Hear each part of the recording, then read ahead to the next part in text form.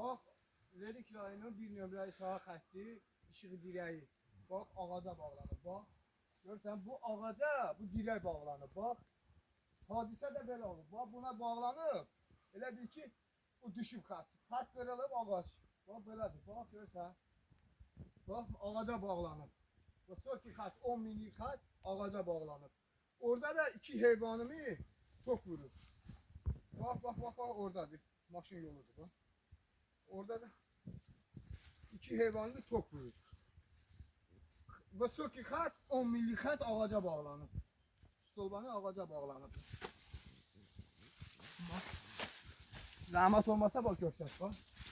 10 minlik xəttə bir daha orada stolbaya bax, bir dənə zəhmət olmasa çək. Görsən, ora bağlanıb. Bax, görsən. Ora bağlanıb. İki heyvanımı da orada tok vurur. Ben özüm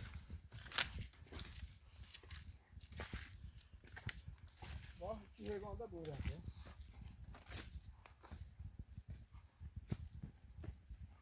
Bak, iki heyvan da böyle. Ben Süleyman'ı vuruştan bak, görsen hesap olmaz. İki heyvan bir danamı da bir tane yine cins var. Ben kredit götürüp bunları almışım. Kredit bankdan pul çekmişim. Ben bunları almışım. Bak, iki heyvan. Başa düştün. Orada da ağaca bağlandı. Çəkiliş də var. Yaxşı, sağ ol.